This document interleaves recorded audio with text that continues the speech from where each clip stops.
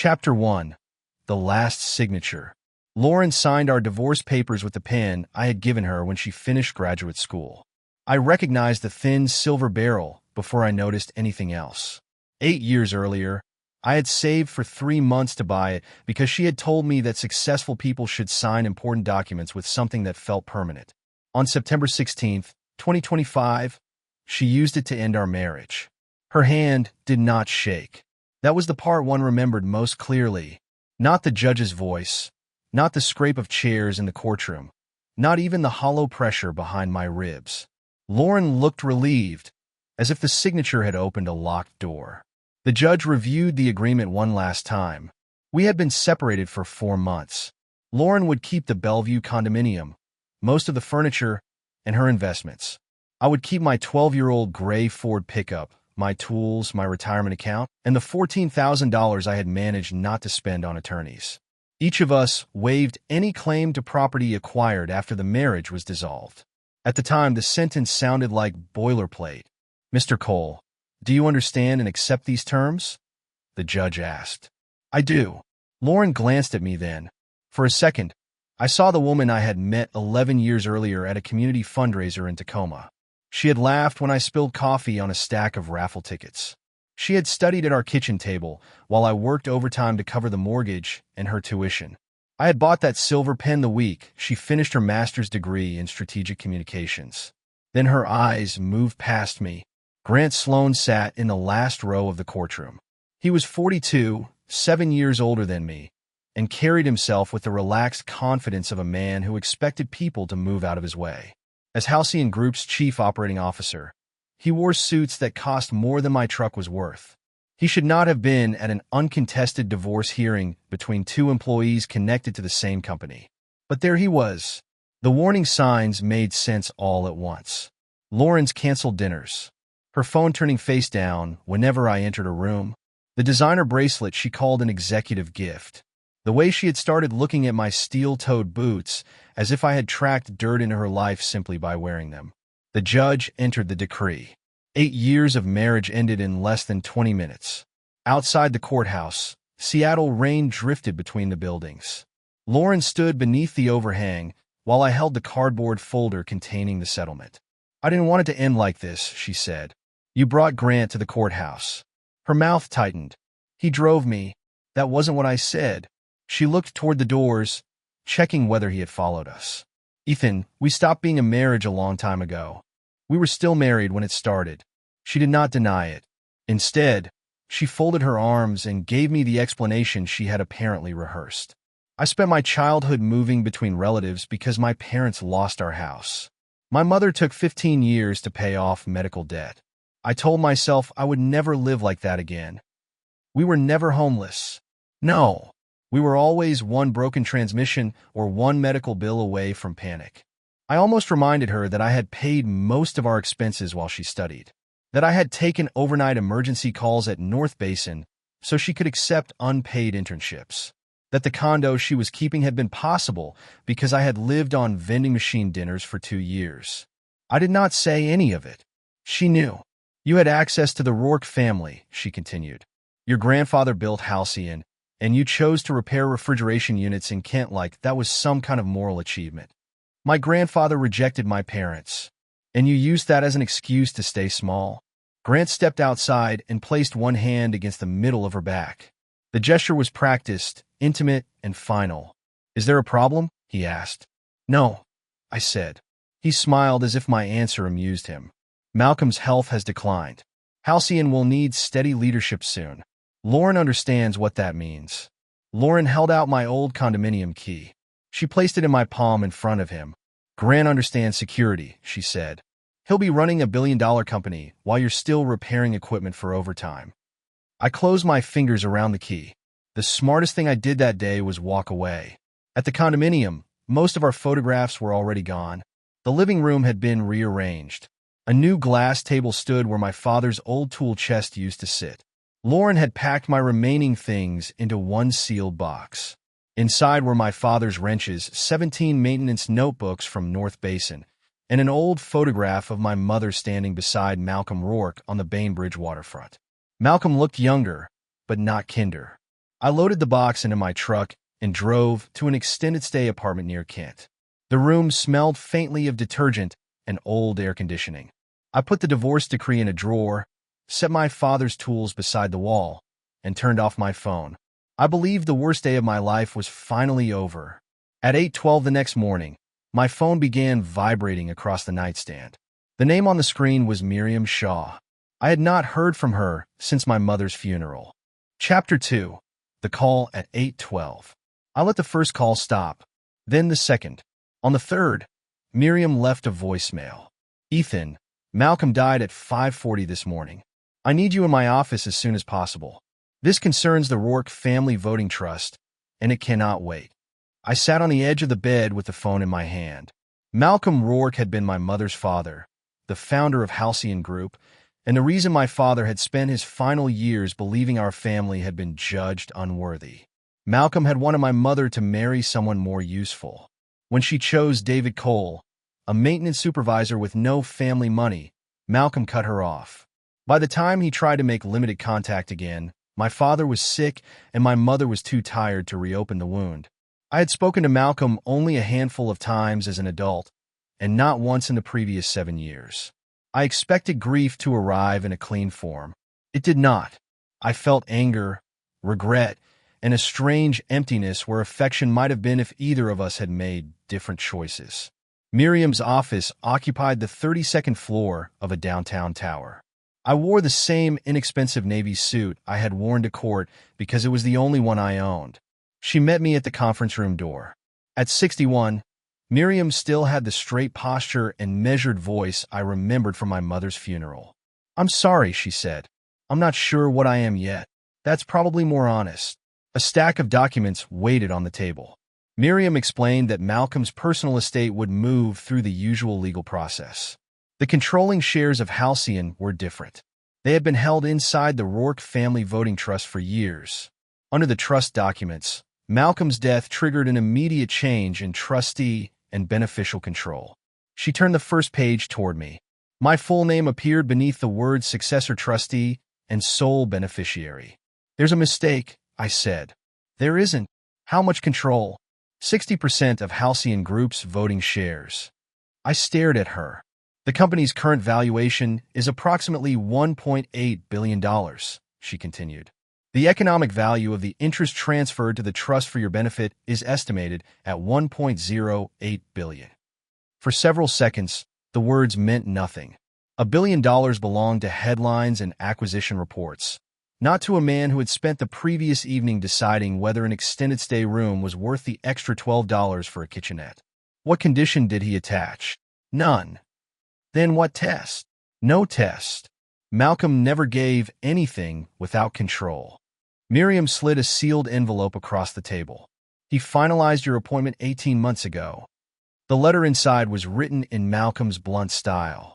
"Ethan, you learned Halcyon from the floor upward without asking me for a title. Grant Sloan learned to make leadership appear effortless while other people absorbed the cost. I watched both of you longer than either of you knew." He admitted that he had used pride as an excuse not to repair the damage he caused my parents. He did not ask for forgiveness. That would have been too simple.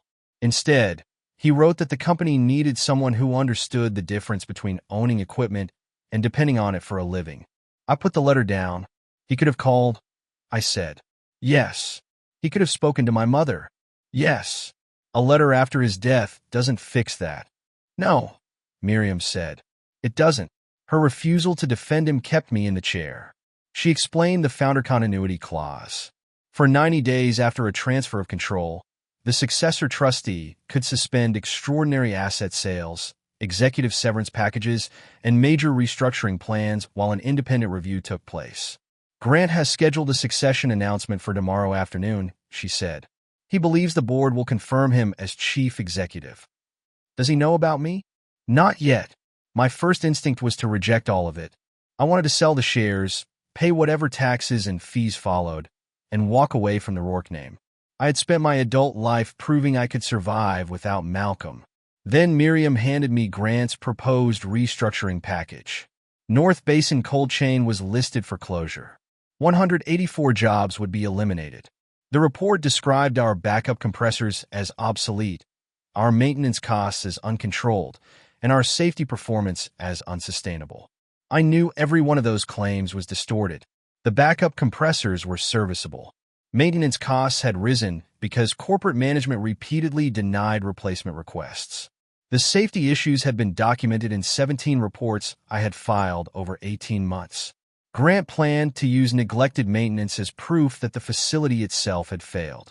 I thought of Rosa Alvarez, who had trained me 8 years earlier. I thought of the overnight crews who knew their children's school schedules better than their own sleep schedules. I thought of Lauren telling me that fixing equipment was not an achievement. This clause, I said, touching the continuity document, it lets me stop the closure? It lets you pause it and order a review. In Grant's appointment, you control the votes that decide it. I signed the trustee acceptance. Miriam gathered the pages, then placed Halcyon's formal ownership documents in front of me. Legally, she said, Grant Sloan now works for you. I looked at the succession announcement scheduled for the next day. Don't warn him, I said. I want to see what he does when he still thinks the company is his. Chapter 3. The Name Over the Door. The next morning, I drove my old Ford in a Halcyon Group's underground garage. Above me, employees were preparing a succession event for Grant Sloan. His name appeared on temporary signs beside phrases like continuity, confidence, and the future of leadership. A security guard looked at my suit, then at the faded truck behind me. Contractor entrance is on the east side. I have a board meeting. He checked his tablet. Name, Ethan Cole. Nothing in his expression changed. My surname had protected me from assumptions for years. That morning, it made me invisible inside the company I controlled. Before he could call anyone, Lauren crossed the lobby with a headset in one hand and a folder in the other. She was directing the event team with the smooth authority I had once admired. When she saw me, she stopped. What are you doing here? I have a scheduled meeting. Her eyes moved over my suit. Ethan, don't do this. Showing up at my office the day after Malcolm dies will look unstable. I'm not here about our divorce. Then why are you here? Grant answered for me when he stepped out of the executive elevator. Remove him, he told security. Miriam arrived before the guard touched my arm. She handed over the trust certificate and temporary access order. Mr. Cole is Halcyon's controlling trustee. Issue him an executive credential. The guard read the page twice. Lauren's face lost its practiced calm. Grant recovered faster. Controlling trustee, he asked. Miriam gave him nothing beyond what the document required. In the boardroom, I met Priya Desai, Halcyon's lead independent director. She did not smile or pretend Malcolm's choice automatically qualified me. You have significant authority, she said. That is not the same as having the experience to use it. I agree. Grant leaned back in his chair, perhaps expecting me to claim I could run a global logistics company because I had inherited shares. I don't know international finance better than the people responsible for it, I continued. I don't know investor relations, and I've never managed a port division. I do know North Basin. I worked there for 8 years. Grant's closure presentation was already on the screen. I pointed to the first technical table. This says both backup compressors require replacement because their service life has expired. They don't. Compressor 2 needs a shaft seal and a vibration review. Compressor 3 needs a control board replacement that was requested 6 months ago. Grant's expression tightened. I moved to the next slide. This chart treats emergency maintenance as proof of poor local management. Most of those emergencies followed denied capital requests. I never saw such requests, Grant said. I submitted 17 reports through the proper system over 18 months. Lauren looked down at her folder. Priya noticed. Pull the reports, she told the corporate secretary. The document system returned 3 files. Each was marked unresolved due to incomplete technician data.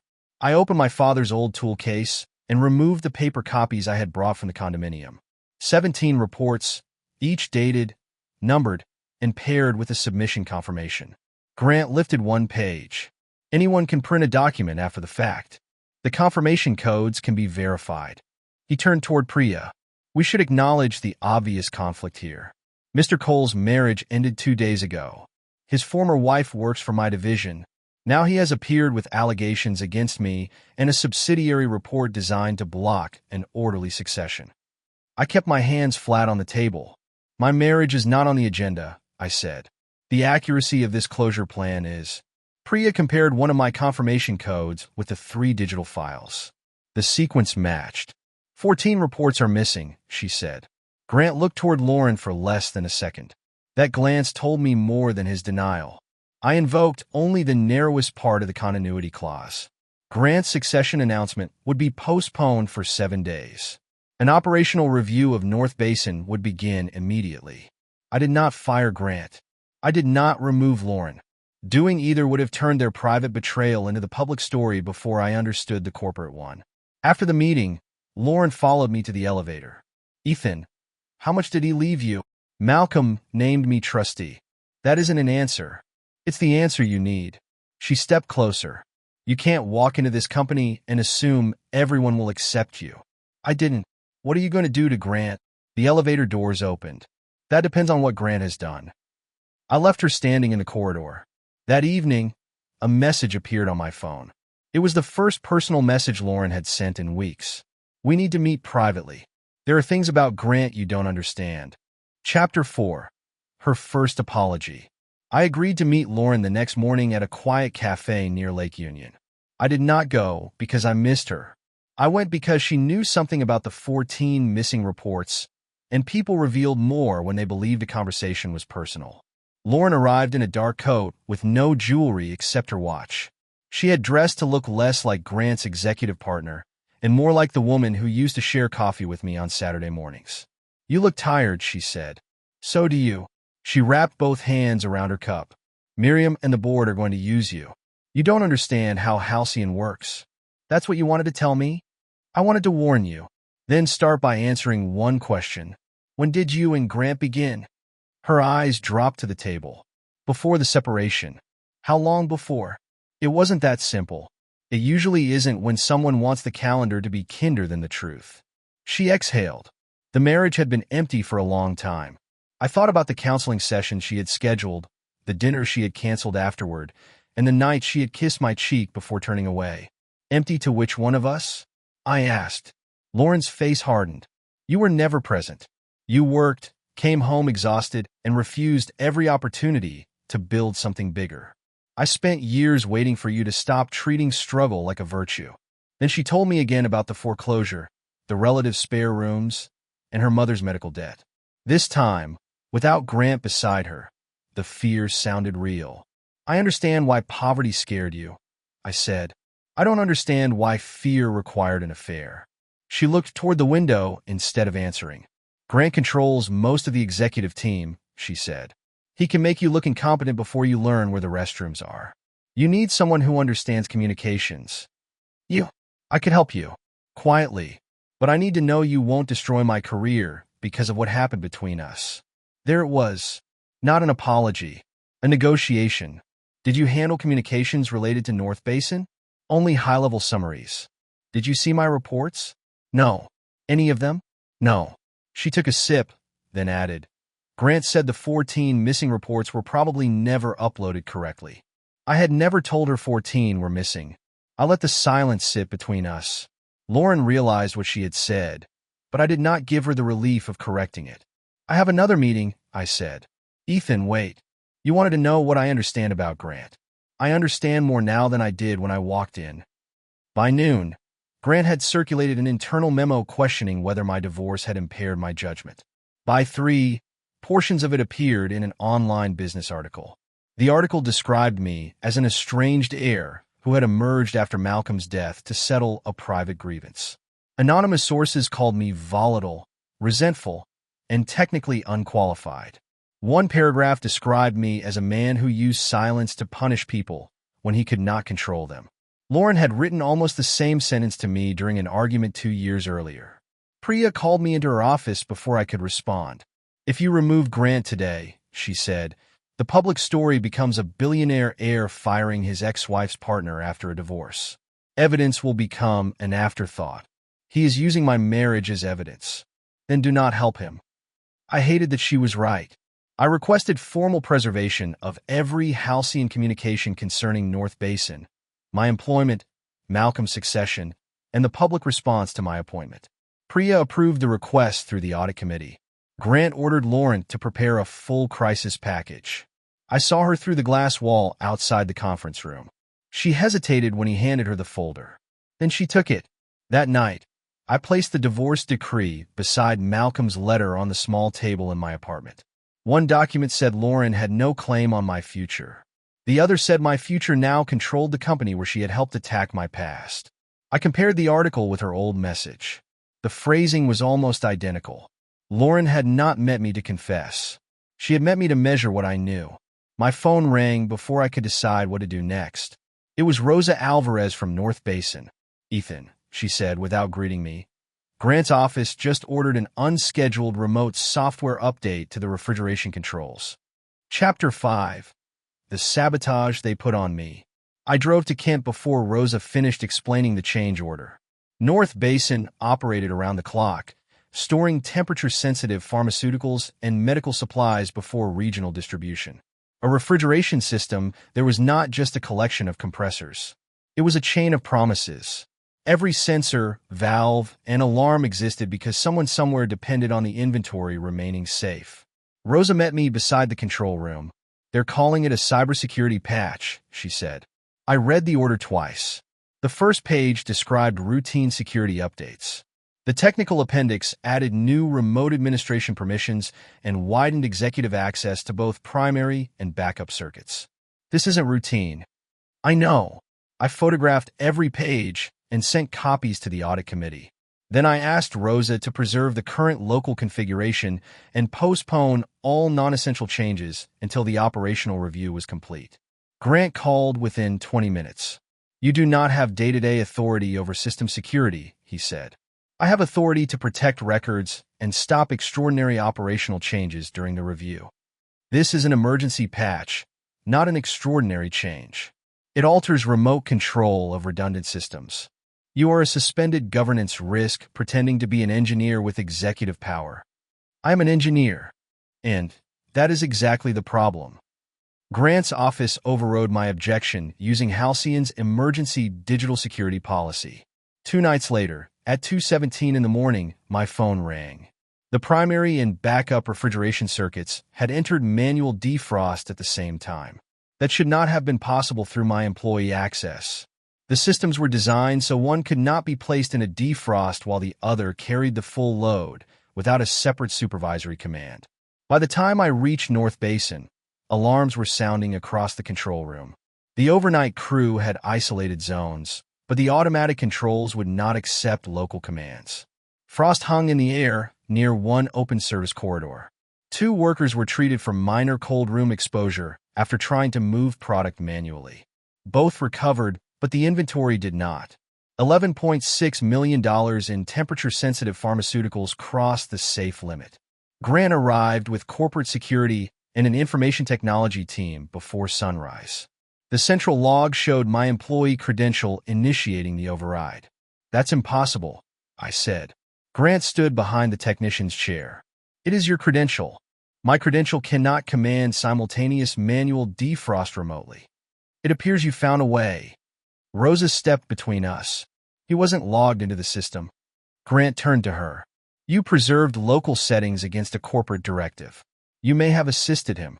By 9, Rosa was suspended. By 10, Grant terminated my North Basin employment for cause. He made a point of separating the firing from my ownership position.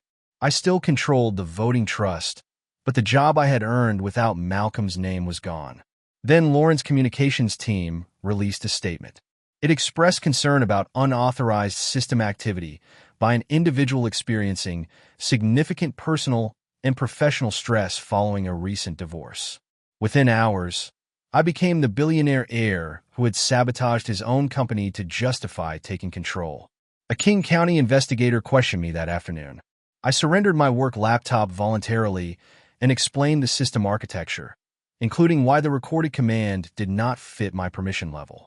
"Are you accusing Mr. Sloan?" he asked. "I'm saying the log does not reflect what the system was built to allow. I won't accuse anyone until I can prove who changed it." Priya temporarily restricted my access to Halcyon's operational servers. This protects the investigation, she told me. It also protects you from another claim that you altered records. It was the correct decision. It still felt like being locked outside my own life. That evening, Miriam received an offer from Grant's counsel. If I surrendered active voting authority for 6 months, Halcyon would agree not to pursue civil damages connected to the refrigeration loss.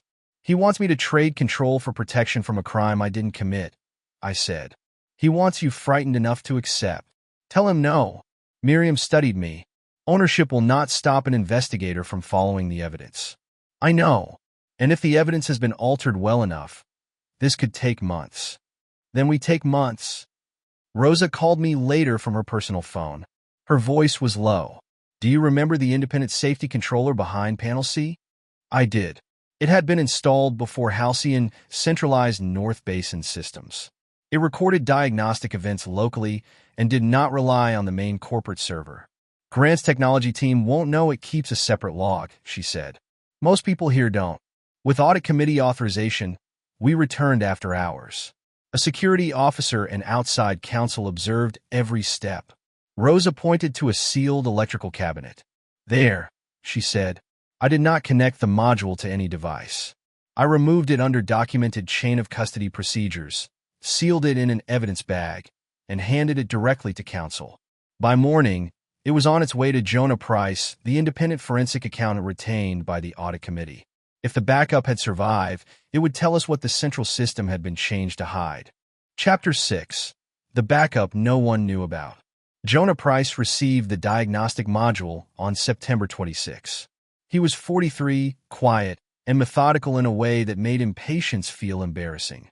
He photographed the seal, logged every person in the room, and created a forensic image of the data before opening a single file.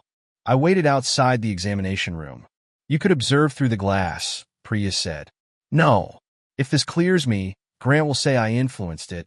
If it doesn't, I need to know that too. Several hours later, Jonah called us in. The offline controller had recorded the override at 2:17 in the morning. The command had not come from my employee credential.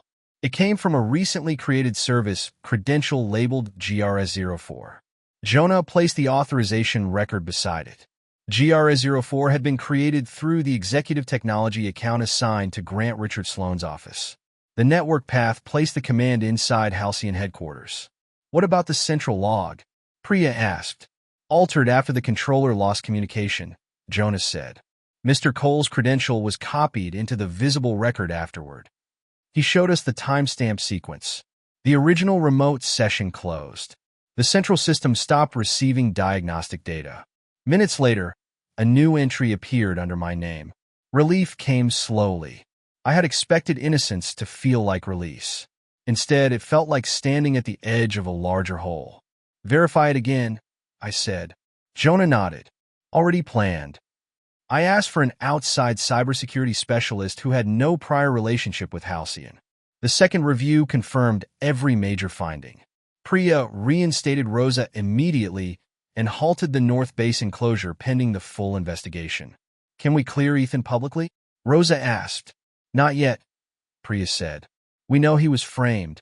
We do not know everyone involved, and public disclosure could cause evidence to disappear. I agreed to remain silent. Grant interpreted that silence as weakness. He continued giving interviews about stability and responsible governance while Jonah examined the software change order I had photographed. The update had created the exact remote pathway used by GRS04. Approval came from an executive assistant who reported directly to Grant. Rosa then produced a folder of signed receipt copies for all 17 of my maintenance reports.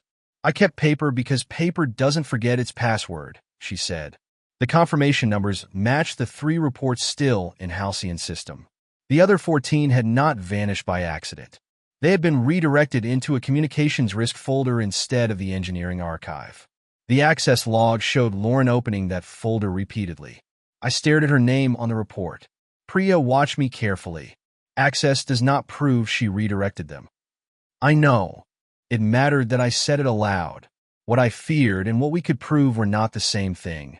Jonah expanded the review into financial records connected to North Basin.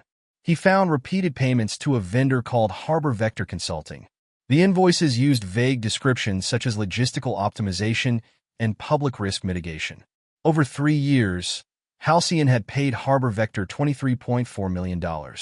Several invoice dates matched the weeks when my maintenance requests had been denied for lack of budget. Grant had told North Basin there was no money for a control board replacement while approving 7-figure payments to a company that appeared to produce little more than polished reports. "We should confront him now," one director said during the audit meeting. "No," I said. "Expand the audit." Priya looked at me. "You have enough to defend yourself. I have enough to tell the public I'm innocent. I don't have enough to explain why this happened or who profited." That answer changed something between us. Priya had challenged my authority from the beginning. For the first time, I saw respect replace caution. Late on September 30th, Jonah recovered the subject lines of deleted messages from Lauren's corporate account. One of them read, "Using Ethan's reports before Malcolm changes his mind." The message body had not yet been restored. Jonah asked whether I wanted him to continue. I knew the next file might remove the last excuse I had been preserving for Lauren. "Restore everything," I said. Chapter 7. What my marriage had been worth to her. Jonah restored the deleted messages on October 1st. Miriam and Priya sat with me in the forensic office while he arranged the records by date. He warned us that some personal communications appeared among the corporate ones. "Show only what is relevant to the investigation," I said. The first recovered exchange was 9 months old. Lauren had photographed pages from my maintenance notebooks while I was asleep in our home. I recognized the edge of our kitchen counter in one image and the coffee stain on report number 6. Her message to Grant read, "These are the ones that could interfere with the restructuring plan. Ethan keeps paper copies because he doesn't trust the reporting system." Grant replied with instructions to route anything connected to my name through communications review before it reached engineering leadership. Lauren agreed. A later message mentioned the vice presidential position Grant had promised her after Malcolm's succession. Mixed between the corporate exchanges were enough intimate remarks to establish that their affair had begun 9 months before our divorce. I had known about the affair by then. Knowing its length was different. Dates gave betrayal structure. Lauren had attended marriage counseling with me while sending Grant summaries of what I said there. She told him I would never approach Malcolm because my pride was stronger than my ambition. She predicted the voting trust would pass to the board. She wrote that our divorce needed to be completed before Grant's succession announcement, so there would be no scandal attached to his new leadership. After Malcolm died, she helped draft the campaign against me. One message included the phrase about using silence to punish people. Another described my estrangement from Malcolm as evidence that I was resentful and unstable. Then Jonah opened the most damaging exchange. Lauren had written, "If there's a system irregularity, Ethan's engineering credential gives us a clean public explanation. He already knows the equipment, and people will believe he acted emotionally." Grant's reply was brief. "Useful. Keep that option contained." Nothing in the recovered record proved Lauren had entered the command at 2:17. We had no evidence that she personally operated the system or knew the exact night Grant would act. But she had helped design the story that would blame me afterward. Priya closed the folder in front of her. "This is no longer marital misconduct that happens to touch the company. This is corporate misconduct." I stood without answering. Outside, Seattle traffic moved below the office windows as if nothing had happened. That ordinary movement bothered me more than silence would have. The world did not pause because I had just learned my wife had converted our private life into a professional weapon. At the apartment, I opened the box of personal papers Lauren had returned. I found anniversary cards, old photographs, and receipts from places we had gone during counseling. One card said, "Thank you for always being the safe place I can come home to." The date was 3 weeks after she photographed my notebooks for Grant. I sat on the floor beside the bed until evening. The deepest pain was not that Lauren preferred Grant's money or status. People fell out of love. Fear changed people. Ambition changed them too. What I could not excuse was that she had taken things I told her because she was my wife and repackaged them as evidence that I was dangerous. She had used my grief over my parents, my work habits, and even my silence during arguments to build a story Grant could sell. Miriam came by after I stopped answering calls. Do not make a decision tonight, she said. I already made one. She waited. I don't want her back. Not if she apologizes. Not if she says Grant manipulated her. Not if she returns every dollar. That is a boundary, Miriam said. Not yet a strategy. The next morning, I went to Malcolm's Bainbridge estate to review the personal files he had left for the trust. The house faced the water and contained more quiet than any home needed. In Malcolm's study, I found regular reports he had commissioned from an outside operational consultant. The reports included summaries of safety complaints across Halcyon. My North Basin concerns appeared repeatedly. Malcolm had known I worked there under the Cole surname. He had watched my reports move through the company. He suspected Grant was suppressing information, but had not gathered enough proof to remove him without triggering a succession fight. 18 months earlier, Malcolm changed the voting trust and named me successor. One handwritten note said, "Ethan protects workers who cannot reward him. That is rarer than intelligence and more useful than polish." Another said, "Wealth reveals character more often than it creates it." The words did not redeem him. He had still chosen observation over reconciliation. He had given me a company after failing to give my parents an apology while they were alive. But the records proved the inheritance was not a sudden response to my divorce. Malcolm had made the decision before Lauren began planning Grant's future. Grant and Lauren had acted because they expected Malcolm to die before anyone completed the investigation. I returned to the city and told Jonah to build the evidence for 3 purposes: board action, civil recovery, and criminal referral. Nothing would be leaked for entertainment. The intimate messages would remain private unless they directly prove corporate conduct. At the estate, Miriam had given me Malcolm's signet ring. I had also carried my wedding ring on a chain since the separation. That night, I removed the wedding ring and placed it beside Malcolm's unopened ring box.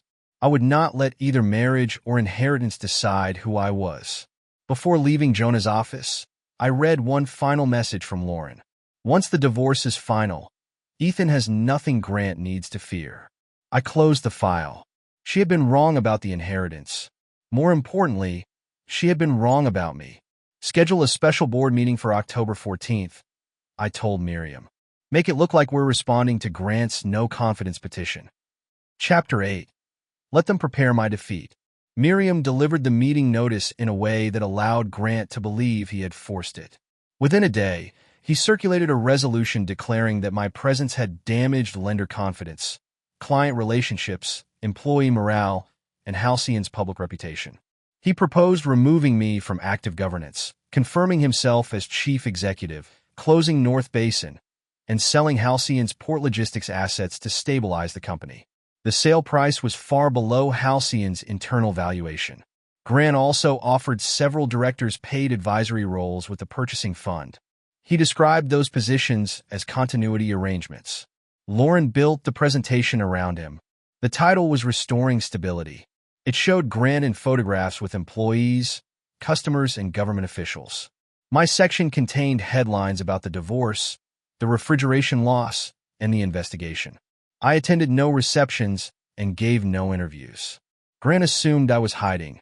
In reality, I spent those days moving between Jonah's office, Miriam's conference room, and North Basin. At the facility, employees wanted to defend me publicly. I asked them not to. Document what happened. I told them, write down denied repairs, system changes, and instructions you received. Don't turn this into a loyalty contest. Rosa stood beside me after the meeting. People are scared, she said. Some already delayed rent payments because they thought closure was coming. I can't promise outcomes before the review is complete. You could. You own the votes. I can promise the decision will be based on the truth. That has to mean something, even when the truth benefits me. Jonah traced Harbor Vector through a chain of holding companies. The ultimate controller was Grant's cousin, Evan Sloan. Money from Halcyon's $23.4 million in payments had moved into an investment fund participating in the proposed port purchase. Grant would profit once through the fraudulent vendor and again through the undervalued asset sale. 2 independent financial institutions verified the transfer path. Lauren's name appeared in the restructuring budget as well. She had received a $180,000 retention bonus. Part of it had gone toward a deposit on a luxury condominium Grant had promised they would share. I could have tried to interfere with the property. I did not. The bonus was a corporate issue. Her relationship with Grant was no longer mine to manage. Miriam confirmed what the divorce decree had already established. Malcolm died after the marriage was legally dissolved. I had not known the final trust terms before his death. The inherited shares became my separate property and had never entered a joint account. Lauren had no claim to them. We prepared 5 evidence packages: technical sabotage, report suppression, financial fraud, communications misconduct, and ownership authority. A court granted a preservation order covering Halcyon's servers and Grant's corporate devices. Priya arranged for Jonah, outside counsel, the cybersecurity specialist, and the corporate secretary to attend the board meeting. Under seal, I invoked the continuity clause so the freeze on extraordinary asset sales, severance payments, and bonuses would take effect the moment the meeting began. The order of presentation mattered. Grant needed to deny receiving my reports before he saw the routing records. He needed to deny a financial connection to Harbor Vector before the ownership documents appeared. Lauren needed to describe her folder access before her emails were displayed. Their own words would become part of the official minutes. 3 days before the meeting, Lauren called me. "Grant has changed," she said. "He's controlling everything. He's threatening people. Are you prepared to give a truthful written statement? I need to know my job is protected first." "No, Ethan, I can help you. You offered help at the cafe. What you wanted was protection. If I cooperate, Grant will destroy my career. Then decide whether your career is worth another lie." She was quiet for a long time. "I need a guarantee," she said. "I can't give you one." I ended the call. The night before the meeting, Jonah confirmed the last transfer linking Grant to Harbor Vector. We finally had evidence strong enough not only to remove him, but to refer the fraud to authorities. I packed the documents in my father's old tool case. The leather was scratched, one latch had been replaced, and it looked out of place beside Miriam's polished legal files. That was why I carried it. On the morning of October 14th, I entered Halcyon's boardroom. Behind Grant, Lauren's opening slide read, "Restoring Stability." Chapter 9. The vote Grant had already counted.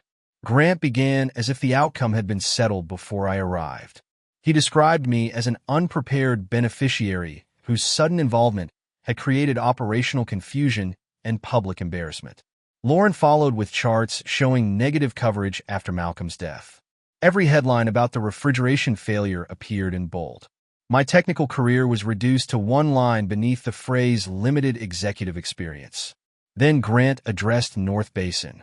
"The evidence indicates that Mr. Cole either caused the system failure or negligently enabled it through unauthorized access," he said.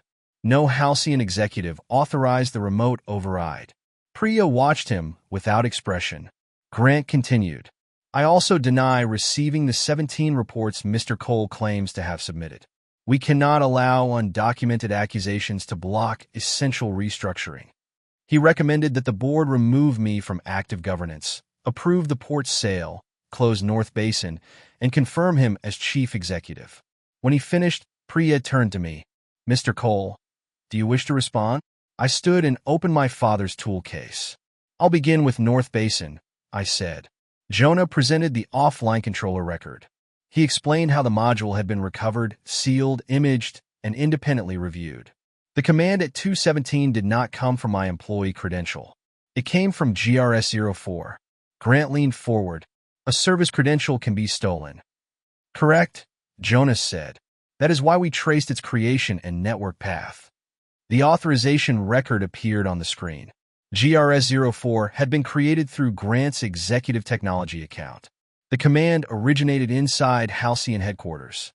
Grant looked toward his attorney. Jonah then displayed the software change order approved through Grant's office. The outside cybersecurity specialist explained that the update created the remote pathway used during the failure.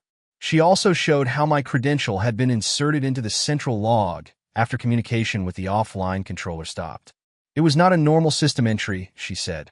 "It was added after the event to replace the apparent source." I placed my 17 reports on the table, followed by Rose's signed receipts and submission confirmations. Grant did not change his position. I never saw those reports. Please include that statement in the minutes, I told the corporate secretary. Jonah displayed the routing history. 14 reports had been diverted from engineering into a communications risk folder. Priya turned to Lauren. Did you access that folder? Lauren kept her posture straight. As Senior Director of Communications, I accessed many risk folders as part of routine monitoring. Was your access to these reports routine? To the best of my recollection, yes. I waited until the secretary finished typing. Then Jonah presented Lauren's emails. He did not show the intimate messages. He showed the photographs of my notebooks, her list of reports that could interfere with Grant's restructuring, and her agreement to route them through communications review. Lauren's face tightened. These excerpts lack context, she said. The context is included in the full preserved record, Jonah replied. I presented the message in which she suggested my engineering credential as a clean public explanation for a future system irregularity. I did not read the parts about our marriage. I did not need them. Grant tried to interrupt. Priya stopped him. We will complete the presentation. The next section concerned Harbor Vector Consulting. $23.4 million in vague invoices appeared on the screen. Grant denied any beneficial ownership or personal connection beyond ordinary vendor oversight. The ownership records followed. Harbor Vector was controlled through Grant's cousin, Evan Sloan.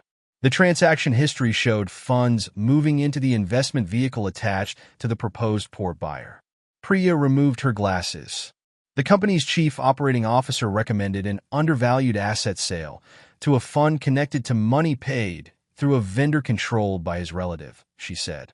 That is an undisclosed conflict of interest at minimum. Grant's calm finally cracked. I call the no-confidence resolution for an immediate vote. You may call it, I said. He looked around the table. He had already counted the directors he believed would support him. I asked the corporate secretary to read the voting structure before recording the vote. She stated that the Rourke Family Voting Trust held 60% of Halcyon Group's voting shares. I was the successor trustee and sole beneficiary. The trust amendment naming me had been executed 18 months earlier and became effective upon Malcolm's death. Grant stared at Miriam. 60%? Miriam placed Malcolm's succession memorandum before the directors.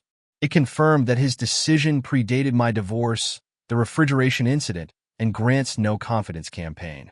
The inheritance gave me control. The evidence gave me the right reason to use it. I activated the founder continuity clause. The port sale, extraordinary bonuses, and executive severance payments were frozen pending the independent investigation. Then I voted my shares to remove Grant Richard Sloan as Chief Operating Officer for cause. Priya and the independent directors supported the action. Lauren was placed on administrative leave while the audit committee completed its review. North Basin's closure was canceled, and all 184 jobs were protected during the restructuring. Grant pushed back from the table. This is personal retaliation disguised as governance. Miriam handed his attorney notice that the evidence had been preserved and referred to outside counsel. You planned this entire meeting to humiliate me, Grant said. No, I replied. You planned your own defeat when you falsified evidence, stole from the company, and assumed a maintenance engineer would never understand the system better than the executive signing the invoices. Security escorted him out. I instructed them to keep the route private and stopped an employee from filming through the glass wall. When the door closed, Lauren remained in her chair. Ethan, I need to explain, she said. I was your wife for 8 years. You owe me one private conversation. You stopped being my wife 28 days ago. Chapter 10. The claim she couldn't make. The morning after the board meeting, Lauren's attorney sent Miriam a notice challenging the divorce settlement. Lauren claimed I had concealed a valuable inheritance expectancy during negotiations. According to the letter, I knew or should have known Malcolm might leave me control of Halcyon, and that possibility should have been disclosed as part of the marital estate. Miriam read the notice once and set it down. It is an argument, she said. It is not a strong one. I had not known the final trust terms before Malcolm died. An uncertain expectation that a relative might leave property was not the same as owning property. Malcolm died after the divorce decree became final. The trust interest transferred afterward, and I had never placed $1 of inherited money into a joint account. The language Lauren had signed with the silver pen was clear. Each of us had waived claims to property acquired after the dissolution date. Her own attorney eventually told her the challenge was unlikely to succeed. Lauren shifted tactics. Through counsel, she threatened to tell the public that I was using corporate power to punish an ex-wife for leaving me. The audit committee completed its review before she could build that story. The findings were specific. Lauren had misused confidential information, diverted operational reports, participated in a deceptive media strategy, failed to disclose her relationship with Grant, and accepted an unauthorized $180,000 retention bonus tied to his restructuring plan. Halcyon terminated her for cause and demanded repayment of the bonus. The company reserved its right to seek additional proven losses. Lauren requested mediation. I agreed, but I did not meet her alone. Miriam sat beside me in a private mediation suite, and Lauren had her own attorney.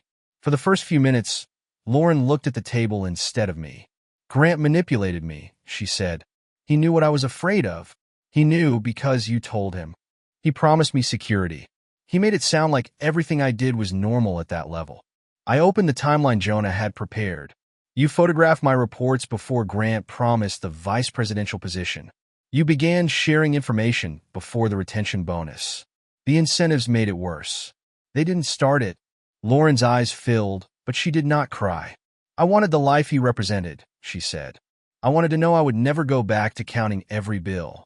We counted bills because we were building a life. I never asked you to enjoy being afraid. You refused to ask Malcolm for anything. You knew what he had, and you chose pride over our future.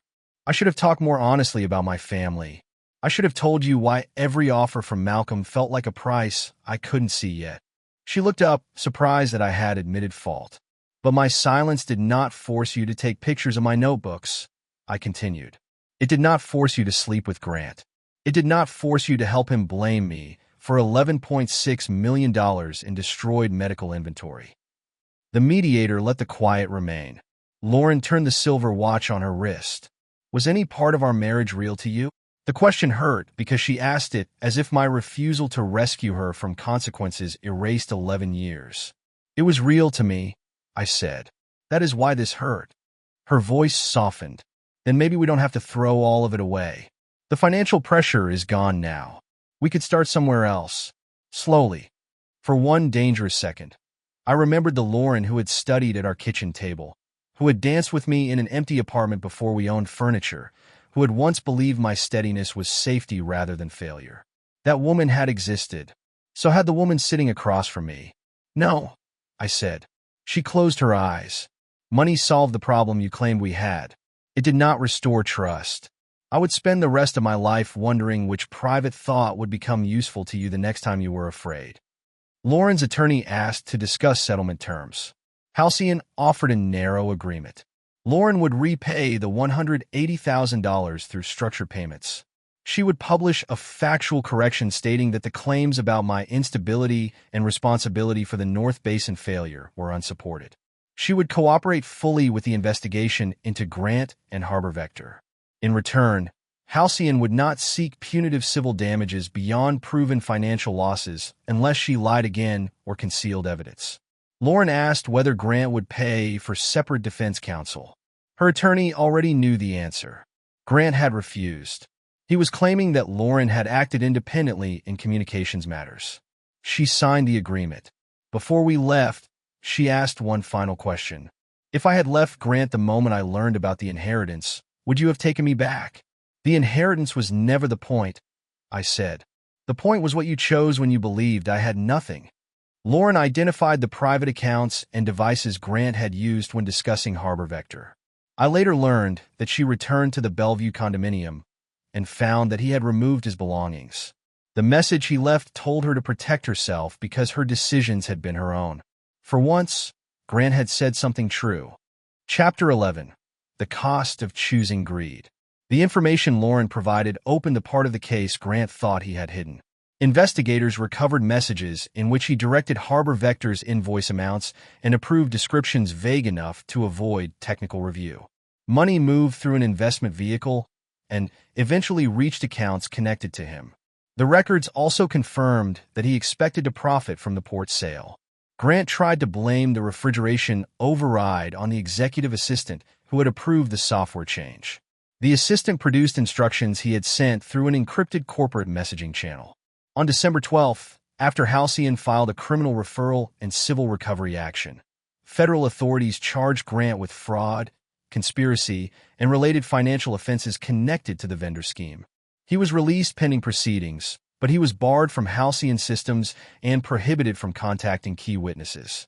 The charges were not a final conviction, and I did not pretend they were. They were the beginning of a legal process built on records he had created himself. Halcyon's insurer and banking partners accepted the independent audit findings. Frozen accounts and insurance recoveries returned part of the $23.4 million to the company. King County closed its inquiry into my alleged sabotage. Lauren published the agreed correction. It was short, factual, and painful in a way a dramatic apology would not have been. She acknowledged that statements concerning my instability and responsibility for the North Basin failure had been unsupported by the evidence. My name was formally cleared. North Basin's major pharmaceutical client renewed its contract after independent inspectors reviewed the upgraded control system. The primary and backup circuits received new separation safeguards, local override protections, and outside monitoring. I returned to the facility for an employee meeting. I drove the same gray truck. There was no motorcade and no line of cameras. Some employees had watched corporate security escort me out weeks earlier. Now they stood in the loading area while Rosa introduced me. "This is Ethan Cole," she said. "Reliability engineer, whether the paperwork currently admits it or not. He also happens to own most of the company." The laughter eased some of the tension. I announced full modernization of the site, restoration of the maintenance budget, independent safety reporting, protection against retaliation, and a worker seat on Halcyon's Operational Risk Committee. "This channel includes complaints about me," I said. "Especially complaints about me. Authority without challenge is how we got here." Afterward, I offered Rosa the new role of Vice President for Operational Safety. She narrowed her eyes. "Do I keep the right to tell executives they're wrong? That is the job." "Then I'll take it." Priya and I met later that week. "You could appoint yourself chief executive," she said. "I could also destroy the company while learning 5 divisions in public. You understand ownership does not equal management. That already places you ahead of several people who have held both." I asked her to become Halcyon's permanent chief executive. She had challenged me when it was inconvenient, supported the evidence when it was clear, and never treated my shares as proof that I was automatically right. The board approved the leadership structure unanimously. Priya took responsibility for daily operations. I became executive chairman and focused on infrastructure, integrity, and long-term governance. Miriam delivered Malcolm's signet ring after the transition meeting. "He expected you to wear it," she said. "I spent too long avoiding his name to put it on my hand now." "Then what will you do with it?" I placed it in Halcyon's archive beside the original incorporation documents. Malcolm had built the company. That fact deserved to be preserved. It did not need to be worn as my identity. In my office, I kept my father's tools. The employees at North Basin had once watched me leave under suspicion. When I returned with controlling authority, I did not give them a speech about loyalty or revenge. I gave them a protected way to challenge the person at the top. By the end of December, the company was stable. Grant was facing the consequences of his own records, and Lauren had begun making payments under the settlement. Then a handwritten letter arrived at my home. Lauren's name was on the envelope. I placed it in a drawer and left it unopened. I wanted to read it only when whatever she wrote could no longer change the boundaries I had built. Chapter 12. Poor no longer, bitter never. I opened Lauren's letter on January 30th, after Halcyon's new reporting system had completed its first full month. By then, Priya was managing daily operations. Rosa had begun company-wide safety reviews, and Miriam was preparing for retirement after one transition year as trustee counsel. My decisions no longer came from panic, humiliation, or the need to prove something before someone else defined me. Lauren did not ask for money. She did not ask to come home. She wrote that she had treated financial security as proof of personal worth. She admitted that she had loved me once, but over time she began valuing the future she imagined more than the person beside her. She wrote that Grant did not create every weakness in her. He recognized the weaknesses she had already protected from scrutiny. Lauren was living with her mother temporarily. She had accepted a non-executive communications position at a small regional health nonprofit. The salary was modest. She was continuing the structured repayments on the $180,000 bonus. She did not ask me to forgive her immediately. For the first time since the divorce, she wrote without bargaining for a result. I read the letter twice. Then I wrote a brief response. I told her I had received it. I thanked her for taking responsibility and said I hoped she continued doing so. I did not offer friendship, meetings, or a path back into my life. Compassion did not require access. Grant had entered negotiations concerning the fraud charges while Halcyon continued seeking restitution. His reputation as the company's inevitable future leader had collapsed. The poured assets remained with Halcyon, protected from the sale he had designed for himself. North Basin remained open with all 184 jobs intact. The 2 workers treated during the refrigeration emergency had fully recovered. The upgraded systems were running without incident. I bought a comfortable home in Seattle. It had enough space for an office and a small workshop, but it was not a mansion.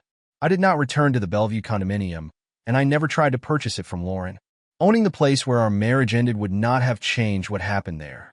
With distributions from my separate inheritance, not Halcyon's operating funds, I established the David and Anna Cole Technical Scholarship. It helped hourly workers move into engineering, maintenance leadership, and safety careers without taking on the kind of debt that had shaped so many family decisions. The name mattered more to me than any building bearing Rourke. Near the end of the month, I visited the waterfront overlook on Bainbridge Island, not far from Malcolm's former estate. The winter air was sharp, and the water looked almost metallic beneath the clouds. Malcolm had given me ownership. He could not give my parents back the years they had spent believing they were beneath him. He could not replace the conversations he avoided or turn a letter into reconciliation. Accepting the inheritance did not require rewriting that history. It required deciding what I would do with the power he left behind. Lauren's betrayal had exposed something in me too. I had endured disrespect quietly because I believed restraint was always maturity. Sometimes it was. Other times, silence was simply fear wearing a respectable face. In any future relationship, I would speak sooner. I would set boundaries before resentment turned into distance. That lesson did not excuse Lauren's choices, but refusing to learn from pain would have given those choices more power than they deserved. At Halcyon headquarters, I framed a copy of my first North Basin maintenance report. It was the same report management had redirected and nearly erased. I hung it beside my father's worn wrench. Malcolm's signet ring remained in the archive. Lauren's silver graduation pin was no longer part of my life. The objects that stayed with me were the ones connected to work honestly done. Lauren had divorced me because she believed I was poor. The next day, I inherited control of a billion-dollar empire. That timing made the story easy for strangers to understand. It was not the real justice. The real justice was that the inheritance had not created the qualities that defeated Grant. Money gave me authority, but patience found the evidence. Experience exposed the sabotage. Records protected the truth. The work Lauren considered too small saved the company she had wanted to enter at the top. I stood in my office beneath the first report they had tried to bury and looked out over Seattle. For years, I had allowed other people to measure my value by what I owned, what I earned, or whose name I refused to use. They had been wrong before the first signature. Now I no longer needed them to admit it.